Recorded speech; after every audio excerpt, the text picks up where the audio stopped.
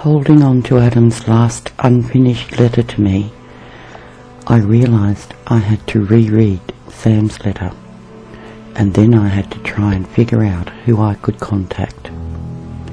I was not about to give up on this man. I needed to know. As angry as I was with Sam, a part of me had to admit that at least he took Adam with him to this unknown village, and if Adam were to stand a chance of pulling through, being left on the plane with his injuries would surely have had a devastating outcome. Adam may still be alive. I will not give up hope. If US Search and Rescue had found the plane, then surely they too would have come across the village, knowing that there was a missing pilot. I said my prayers for those who did not survive, but I had to find out what happened to Adam, even if the outcome was something I dreaded. I had not forgotten the yellow roses left on my veranda. I seriously doubted they were from Sam, but once again I rode off to him, and after asking many questions about Adam and where exactly he thought this village was, I asked if he had sent any roses to me, deliberately not mentioning the colour of the roses. I told him of my bitter disappointment in what he had done, but most importantly, I told him his actions in not reporting the crash site was unforgivable. But I also had to thank him for at least carrying Adam to this village in the hopes that someone may be able to care for him until medical help arrived. I needed my best friend to ride off to her American soldier with what Sam had told me. I felt depleted, but I was not about to sit back and not do anything. With a heavy heart, I went off to work to talk to Matron and see if there was any way I could try and obtain an overseas telephone number to make some inquiries. Nervously, I approached her office and told her everything that had been relayed to me by Sam. She listened intently and assured me she would do what she could. Again, all I could do was wait. I headed to my ward to start my day. When I arrived home from work, there in the mailbox was the white envelope, but not the one I was waiting for. This was obviously a response from Sam. I opened it hesitantly. Dear Grace, my heart skipped a beat when I received your letter. You are right, of course. I will be punished for failing to report the plane wreck, and I deserve it. I just hope that by taking Adam to the village, I may have given him a chance to survive his injuries. It was only once I went through all the letters that I realized my mistake with the roses. I sent pink roses instead of yellow.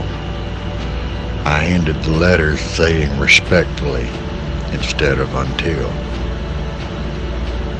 Oh, how I envied Adam. But I was consumed, and I figured that maybe, just maybe, one day in the future, I could tell you the truth, and you would understand and fall in love with me anyway. How delusional. There are no excuses for what I did.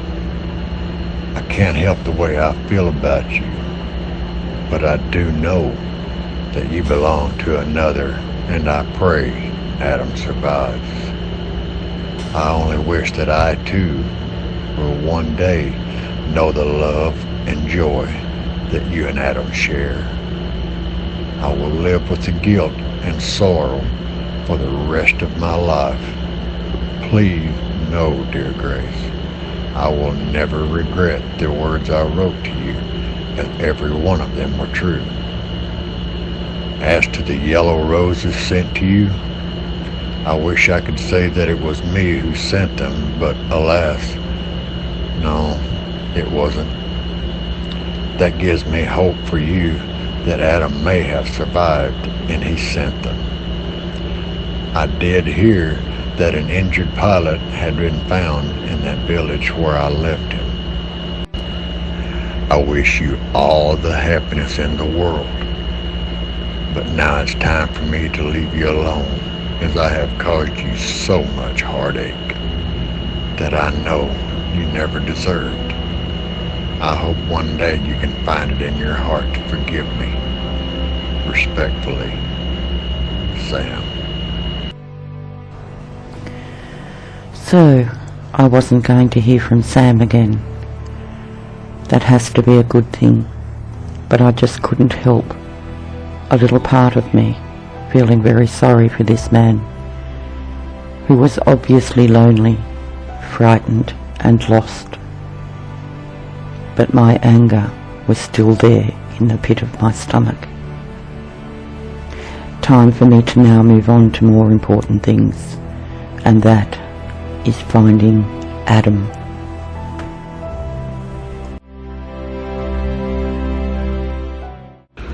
I woke up in a foggy haze and realized I was in a hospital. I didn't know how, where, or why. My body screamed in pain as I tried to move. There was something I had to remember, something so important, but the fog was wiping away any memory as I tried to focus on what it was that I needed to recall. My brain just wasn't working. What had happened to me? Fear set in, and I tried calling out for anyone who was there, but I was so weak that my voice only came out in a whisper, which no one could hear. As I fought to stay awake, I had this vision of a beautiful woman with golden hair and shimmering green eyes. I could see her arms outstretched to me. I could hear her clearly calling my name. Adam, Adam, where are you? Why can't I remember? I needed desperately to hold this woman and never let her go. But as I struggled to sit up and clear my head, the darkness took over, and as I drifted into a black abyss, I felt tears running down my face. Then nothing. I kept drifting in and out of consciousness for several days. I only saw blurry images of who appeared to be medical staff. Each time I became somewhat alert. My first and only thoughts were of this woman, this angel who kept appearing in my dreams, and even when I was awake. I felt a longing so strong, so powerful, but I still could barely move nor speak. Then one day I awoke feeling more alert and clear-headed. My mouth was so dry, and I asked for water. A nurse came up to me and helped me sip some of it. My eyesight was more focused, but my voice was still croaky and hoarse. With a great deal of effort, I asked the nurse where I was and what had happened.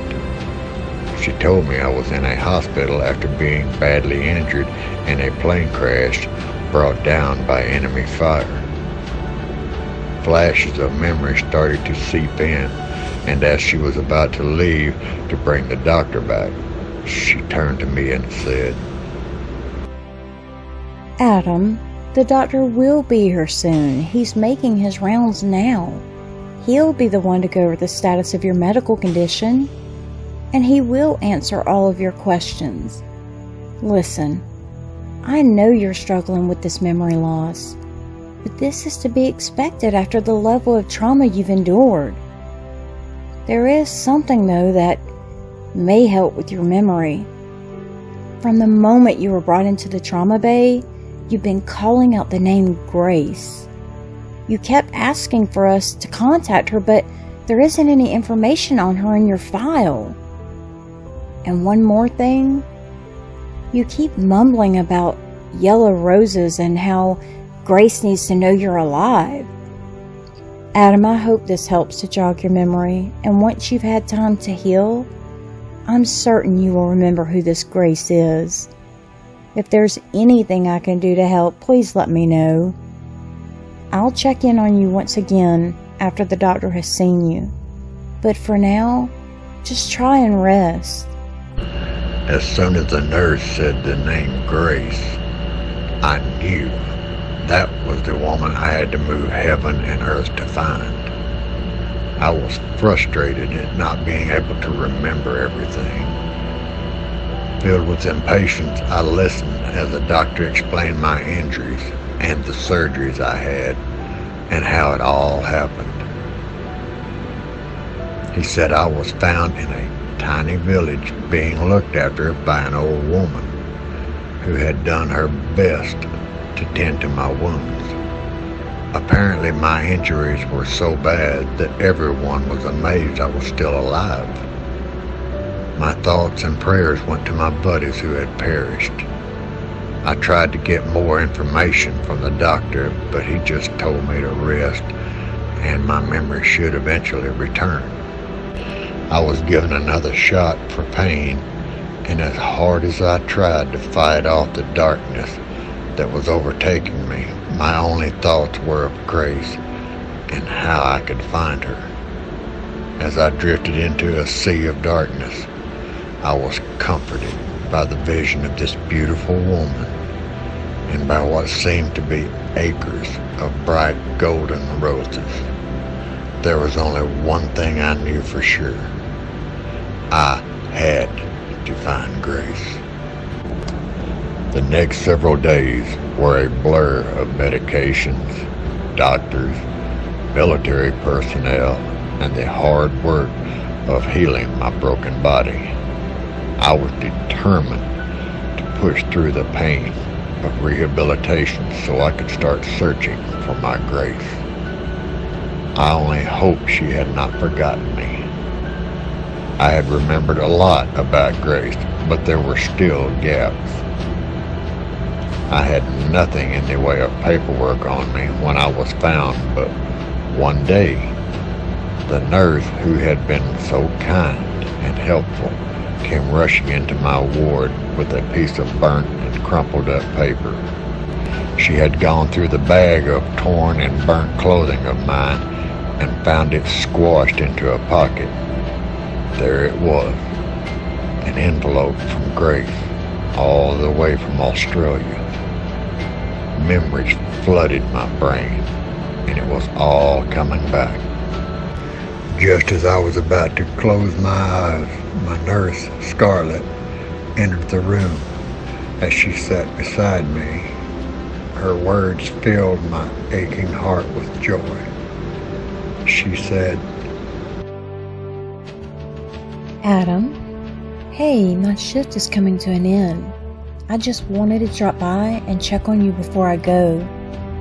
So you understand now that the doctors don't believe there's any reason you won't make a full recovery. This is wonderful news. But listen, I really shouldn't be doing this because I could lose my job. I just couldn't stop thinking about you and Grace and the love you two share for one another. I know you can't write to her because of the bandages covering the burns. And I hope you don't feel I'm crossing any boundaries here, but Well, I wrote a letter for you to send to Grace. And before you get upset with me, please let me read what I wrote to her. Dear Grace, my name is Scarlett. I'm one of the nurses that has been taking care of a patient in a military hospital. His name is Adam, and I believe that you are the Grace he's been crying out for. Please allow me to explain.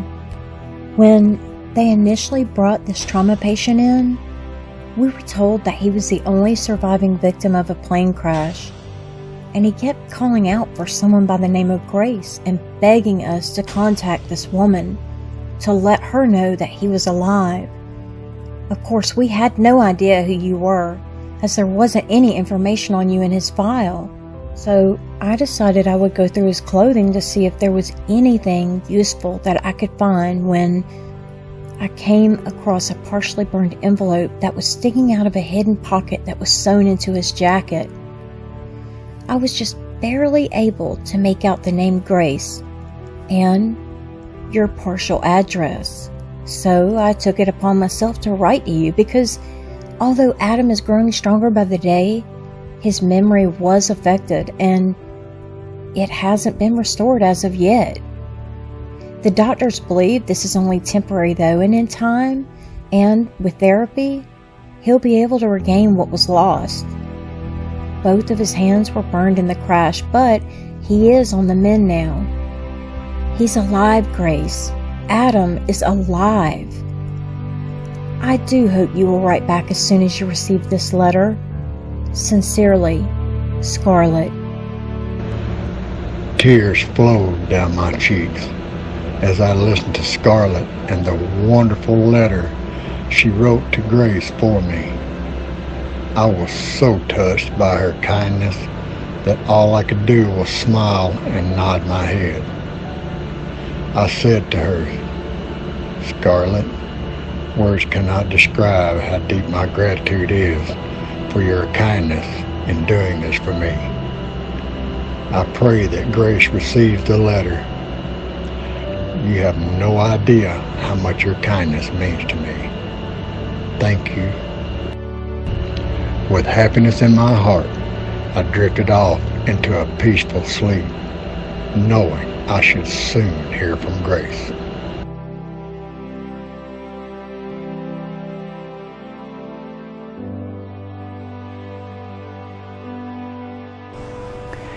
Time moved on so slowly. I had not heard back from Adam's parents. And even more devastating news, my best friend's soldier was killed in action. She is grief-stricken, as I am for her. I've had no news, no updates, nowhere for me to turn to. The waiting is just eating me alive. I think I have to come to the conclusion that the painful memories here at the hospital and at my home are just too much for me to bear. I think I will talk to Matron tomorrow and discuss a new position at a hospital that I heard was looking for new staff, about 3 hours drive. That would mean me leaving my home and starting again. But I feel as though this is my only way to move on.